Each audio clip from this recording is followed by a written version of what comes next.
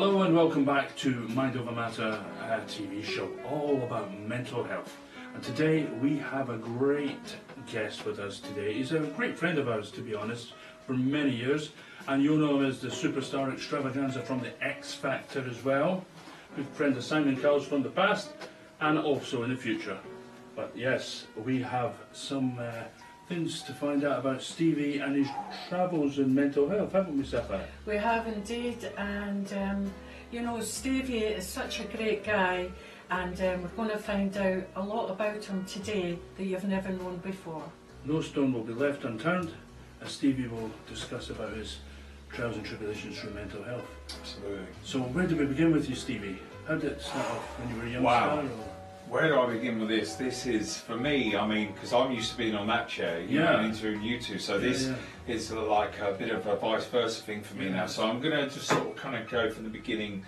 You know, I suppose when at school I was a bit of a, I suppose a bit of a lonely child, really. I was talking to Ria earlier, and I kind of related to her, a bit of a misfit. And I was, you know, I find it hard to fit in.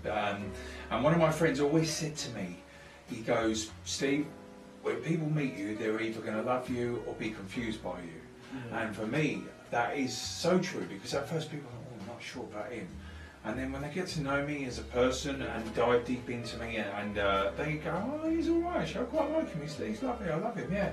So it's one, there's no in between, you're either confused or you love me. A bit like Marmite, you love me or hate me kind of thing. Yeah. So I when I was a kid, I was just literally growing up, and I didn't know what I was doing, and it wasn't until I was 15 years old.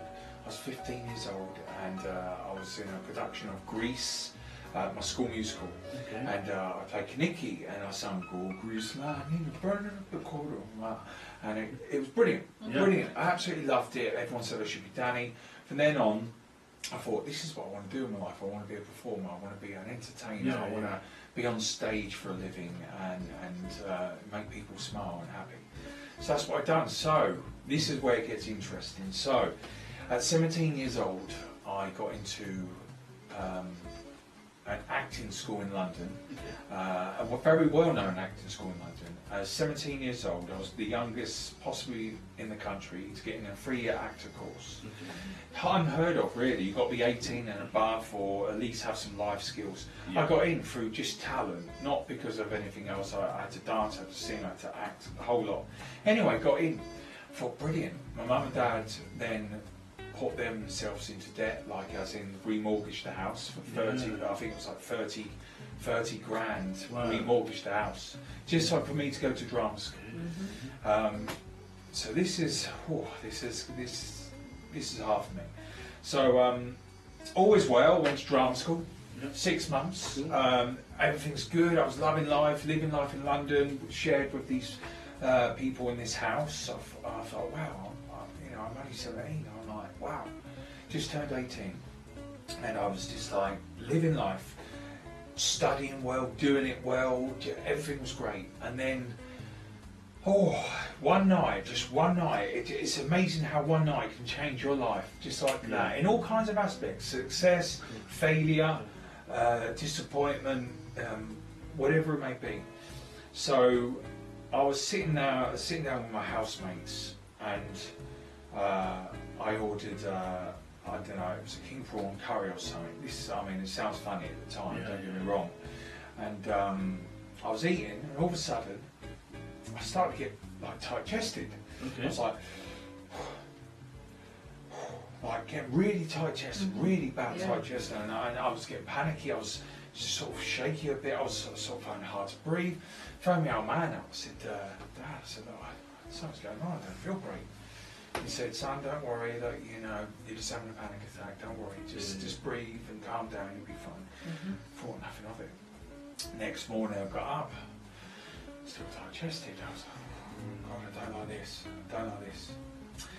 Anyway, this went on for like a couple of weeks, and all I wanted to do was just get home away from drama school. My head went in it, I weren't feeling right, I just wasn't feeling great. So anyway, cut a long story short, I had to leave drama school. because of that reason. I weren't prepared for it mentally, physically. I was young, you know, I didn't have no life skills. I had talent, from what I think, but I just had no life skills. So I left drama school, and it was one of the biggest regrets I had in my life, because I let my mum and dad down. I felt, you know, 30 grand remortgage, and they've kind of pretty much lost their money. So I quit drama school as an actor, but they say everything happens for a reason in life, don't they? So it just got worse and worse after that. When I left drama school, I couldn't leave the house or go on a train. I thought I was going to die. I thought I was going to have a blood clot, a heart attack, whatever it may be. I could not leave the house, like, and go on a train. So I had to work, so I just went at work to like 10 minutes up the road in my town, and it was just, I cannot tell you how gutted I felt that I left and everything, and I just realised that I had a bit of a mental health issue, so I had to go to doctor. So I went to doctor, and the doctor prescribed me these, I don't know, some sort of pills. I don't think they were happy pills, but they were more kind of to calm me down, to relax you, like that, and to stop my heart from beating so quick.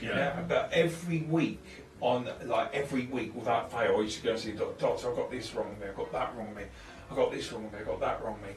So anyway, so right, I'm gonna recommend you for a counsellor, you know, a psychiatrist or whatever it was.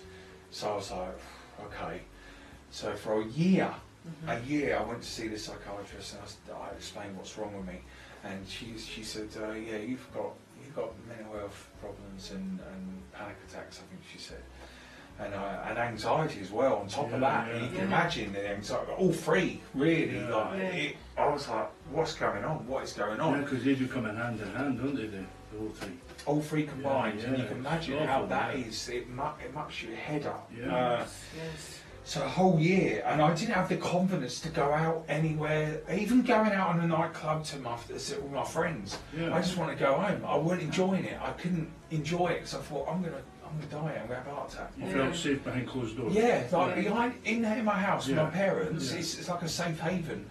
So when you do eventually, you know, leave the house, you're like, oh no, something's going to happen to me. Did you have anybody there to support you through the bad times when you were outside? Yeah, I had my parents, I had all my loved ones, I had my family, I had, and I also had the counsellor as well to help me through once a week, but this is when it got interesting, because I thought, I can't go on like this anymore, I can't. I left drama school in a really bad way, AWOL, almost.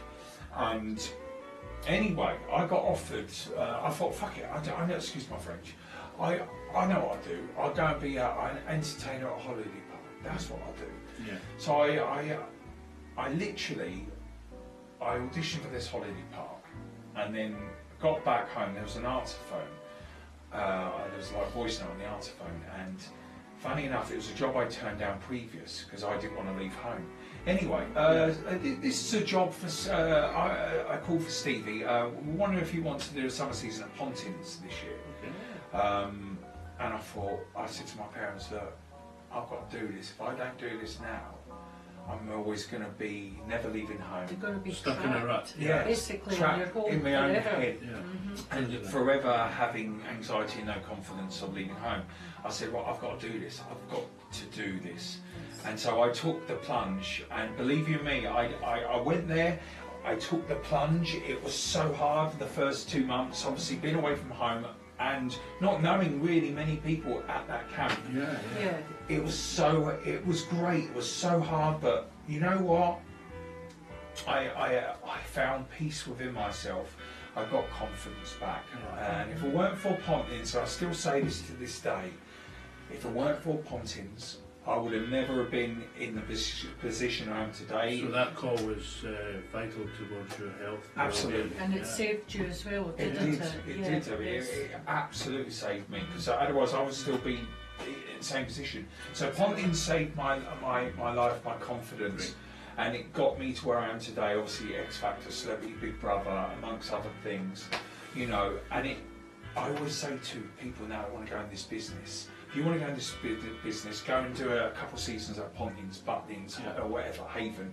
You will learn everything, and you get confidence. You learn to work an audience on a microphone, everything. And I always say that. I said that to my daughter. Go and be a trooper. You'll love it. If she wants to go into the business. Can I ask, when you were doing all that at Pontins and stuff like that, singing and that, did you still stay on the pills, you know, from the doctor? I come off like all that kind of calm pills. I literally, in fact, I almost jacked them in as soon as I went to Pontins. I thought I'm not gonna do this anymore. So yeah, that's pretty much my story in a nutshell. It's amazing how things can change in a night, but also in a day when you get a call which you need to do what you need to do. Yeah. So now I'm, touch wood. I mean, don't get me wrong, no one's perfect. I have my issues still, but so I'm do all you good. feel like you went down the right path, though? You know, when you got offered that and you went down that path, because it led you on to other opportunities, didn't it? Yeah. In the end. Absolutely. I went back to drama school 2 years later at a musical theatre college, and I passed. I'd done a whole year, no problems at all, passed with merit, because I've always wanted to be in a musical. Something I've never done yet, but not West End anyway. So that was pretty much me, and now I'm here with you two. I've done a bit of presenting earlier. I'm doing bits and pieces. And your mindset is focused on everything you want to do now. You've got the goals set in motion, and that's the most important thing. Absolutely, 100%. I know what I want now. I know what I need to do. I'm 43 years old. I'm not getting any younger. I'm getting older and uglier, if anything. So watch this space. Well, you're a beautiful guy, and we loved having you as much as you've loved having us. This so. is Mind Over Matter with Zed, and Zahra, and of course our great friend and our guest and our co-host as well, Stevie Ritchie. God bless. And thank you for sharing your story with us today. Very much. Thank you very much. Stay tuned for more on this fantastic channel. This is Mind Over Matter, episode 6.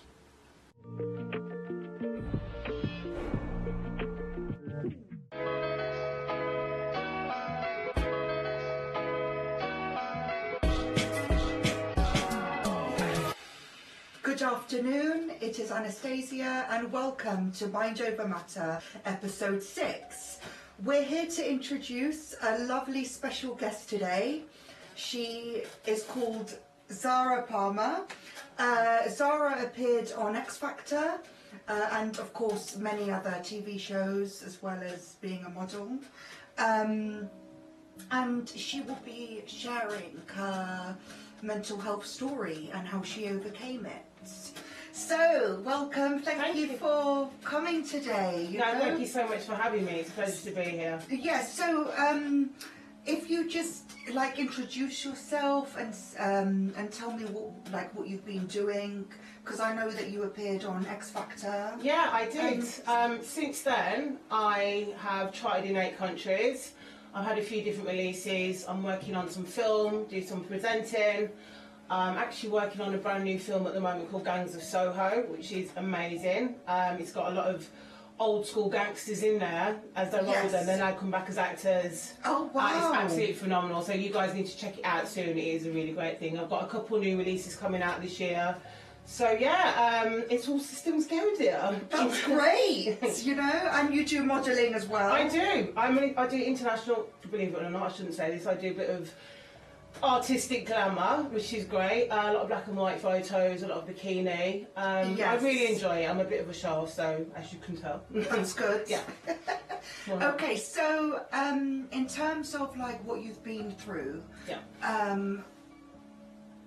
what would you say your mental health story that you would like to share? Well, I've been through quite a lot. A lot of it does stem back to being in relationships, and being a singer, you get a lot of people not understanding you the way you are, the attention that you get. So what people try and do is they try and break you down to make you feel like you are worthless and that you are nothing, and that you just don't feel like you can even get out of bed, you can even go on. It's quite heartbreaking. And then it comes to violence, it comes to talk, my dad calls it psychological warfare, and someone really messes with your brain. I've been in situations where someone's nearly killed me. I've had someone hold me at knife point for 9 hours. It was absolutely insane. Tried to hang me out the window. Same guy. And got loads of medication. He was going to give it to kill me. He even emptied my suitcase out because he was going to put me in a suitcase. It was it was just so happened that someone heard it 9 hours later. They called the police. Yes. And they drove past, and I was like, please, this is it, I'm gone. And the next thing you know, they just came to the door, and I was like, I've been saved. I could not believe it that I actually was in that situation. So yeah, it's. And he must have taken your phone, so you couldn't even. Oh no, he had the phone. He took it off me, and I thought maybe I'll just jump out the window. It was like something off a movie. It does sound like it, yes. Terrifying ordeal. He broke my nose. He stripped me naked. I mean, he did some really disgusting things, and it was just like that. I managed to survive that. It was just insane. I know I'm getting all upset now, and all miserable, all upset, but yeah, it was really, really hard. But I managed to get over. He got 10 years in jail, so you know, thank God he's off the streets. What did he get charged of? Like. Well, he got it was supposed to be like attempted murder, but they lowered it. I mean, he was in the court and he was shouting at his mum, shouting at the judges. So he's a bit of a mental case. So they're like, he's got to go. I wish he would have got a bit longer, but you know, thankfully he's out of the way for now. So yeah. But anyway, I've went through a lot of situations. I even spoke to my parents about. Euthanasia. I mean, I've done my homework on it. Yes. I was suicidal for years and years and years and years. It's always like I'm living in this dark cloud. It's like you're existing. It's like being in a movie. You know when you're walking forward and everyone's walking through you this way in a movie. I know what like you you're mean. there, but you're not there. Yes. And that's what I was like. I was cut off from my friends, my family. Was it due to that relationship? Oh yeah. One of my relationships, and it's just like how. Someone can make you feel like that. I couldn't go to work, I wasn't allowed to go to work, I wasn't allowed to perform. If I did, I'd get dragged off. Everything was always just, you cannot perform. It was always the jealousy around me being a performer. And I don't know why people get like that, it's strange. But yeah, it's been a hard one. But yeah, talking about euthanasia, I did that homework and I was like, instead of going through me feeling suicidal all the time and feeling upset all the time, I just want to get out of here. I want to say goodbye to everyone. Sorry, I'm getting upset. Whew. It's okay. I know. It's really, really hard. But you're so strong. Yeah, I know I am. So I look back and think, how was I that person? Yeah. Like, do you know what I mean? How could I have even let someone do what they've done to me? It was, you know, nearly kill me. Like, it's insane, absolutely insane. But I wonder. You thought your life was ended. Yeah, exactly. So I just thought one day I woke up and I thought, don't be a victim. What are you doing? Don't let this beat you. Get yourself up, get your ass up, and get out there and do what you do best. Music's my thing. Music is my life. So then I started writing music, listening to music again, and that's what picked me up. Music. It was just, no matter what you're going through, no matter what emotion, music's the thing that's always there, that I've always got. That's the only thing I do have is my voice. Do you know what I mean? I've got my parents, obviously. At the so time, it's kind of like when you sing, you're kind of releasing that emotion, yeah. It's a way of, Yeah, it's a good bit of therapy, a really good therapy. It's like you write about how you feel, you sing it. So is that like, how did you overcome this then? Is it through singing? Is it through talking to people? No, talking to people, I'm not really a talker. I am now, I'm talking to you now, but I mean, I never called them and go, Mum, you know, like I never did all that. I just felt like I was on my own, and you get shut off, so you shut yourself off. So really, I was my own worst enemy, spending every day in bed, couldn't go out. And I just thought, let me just write about how I'm feeling, because I can't keep living like this. And then I knew that there's something missing. It was music. So then I started writing music, and and that's what it was. And did you take any medication? Like? Oh yeah, no, I tried. I did try that because I had bad anxiety, post-traumatic stress. I think and I feel like I could never sleep. I was always crying every single day, and that kind of helped calm me down. And I thought, I don't really want to live taking tablets for the rest of my life. Can't do that. No, exactly. But they kind of stopped me thinking, so I was kind of floating around like, on cloud nine. I don't want to be floating around, but also I want to think, but not overthink. Yes. Which is quite a hard one to juggle with, you know. But I tell you what also helped me. I got a puppy. Really? I say to anyone, get a puppy. He's a miniature dachshund. I've had him for a year. And he really is the thing. I mean, he helps me get out of bed every day, cuddles and kisses every day. It makes me go out, walking to the park, go to the gym with him. It's they keep you busy. Yeah, well. he does. Yeah, after you've got something else to look after. Whereas if I was on my own, I'd probably spend most of the time like being miserable. Yes. But the funny thing is, my landlord was like, "Okay, well, he's got to go now," and I was like, "I've had him for a year," and he's like, "No, he's got to go." So I'm just trying to figure out that one. I was like, can't take my puppy. No, that's my life. Yeah. Yeah, it's been really hard. Like, someone's looking after him. Last week, he's had him now for a week. And I'm like, I don't understand how I can have him for a year and then you just say he's got to go. When that's the one thing that's helped me, you know. Exactly. So yeah. So is there anything else that you would like to share about or what happened or? No, I mean, it's all quite similar. I seem to have the same pattern. I sort of go out with someone, they like the fact that I'm an artist or a model, and then they start getting things get complicated because they don't understand, like I said, the attention that you get, or the fact that you are going to be in a studio all day, all night. You are going to be on the road doing a show or doing a rate. In their head, they're thinking she must be doing something. I bet, you know, that's their excuse. But they're narcissists, so they make you feel like you're the person doing something wrong. You're the crazy one. Yeah. And if they're doing something, you actually had me convinced that I'd done something when I hadn't even done anything. Yes. And you sit there and you wonder, did I do that? And they've actually brainwashed you to believe that you're doing everything wrong. And I'm, you know, looking back, I just can't. If I was one of my friends that goes, Zahra would never ever put up with that. Well, I did. I absolutely did. Because they can see your vulnerability. Oh yeah, and they take advantage of that. I'm a very, very strong character. Very, very strong. But when I'm in love, I let that wall down and I love maybe too much. Yes. What I realise now, I'm you let your guard down. Oh, too much. Now I'm like, listen, I love myself. Take me, if you don't like it, that's it. But then I'm like, oh my God, it's almost like I worship the ground they walk on. Why? You should worship the ground I walk on, you know? Yes. Or equal, it's got to be equal, isn't it? But yeah. But yeah, you need to love yourself more than you love them. Yeah, exactly. But that comes with experience and time. And it comes with experience, time, practice. Yeah. Yeah. Yeah. And it's all to do with the mind as well. It's very, very, your mind is a very, very dangerous thing, because once someone gets into that, it is. Yes. I mean, I've got friends that can just switch off. I can't switch off at all. It's a constant, ongoing thing, and I'm always wondering, why is this and why is that? What's that? You know, it's a constant thing. It's a battle. So, like, do you prefer singing more than acting then? Oh no, yeah. You would say that. My life is like, I'm a bit of a joker in general. I like to do accents. I like to do things like this, you know. I'm always doing bloody something stupid, you know what I mean? But it works on screen.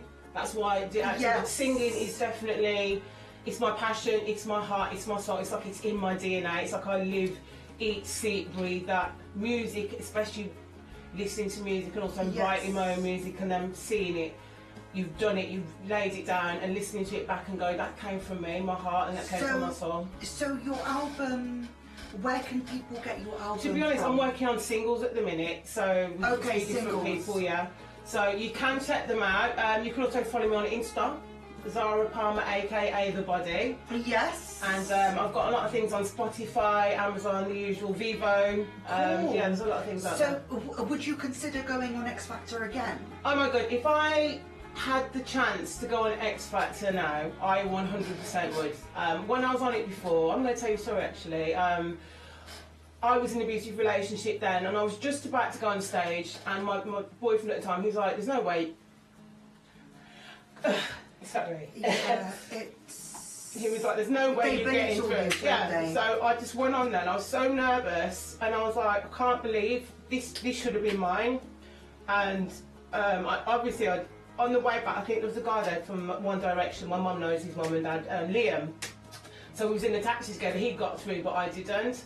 And I kept thinking, I've got to go back to this now, all because of what he said. That I've ruined it. He ruined it for me. Do you know what I mean? Yeah. Because I just couldn't be myself. Normally I've got this big voice, big personality. They knocked your confidence down before performing, and that's not what you needed. Yeah. You know, but if you were to go on it again, if I went on it now, I'd be like, right, it would be a lot different. I would absolutely blow them away. Like, I've my confidence back. My voice is even bigger. It's powerful. It really like has an effect on people. It's like a big diva voice, and I love that. Yeah. If you compare it to then, like when you hear me sing today, when you compare it compared to to where you were, you'll be like, it's two different people. Totally two different people. You can see it. But I didn't want to give them the story because they like the story. I didn't want to tell them this is what I'm going through. But if I just thought I don't want them to look at me like I'm weak. Do you know what I mean? I know what you mean. Yes. So yeah. Okay. Well, that was really emotional, but empowering. Yeah. To hear. Also, get a puppy. Yeah.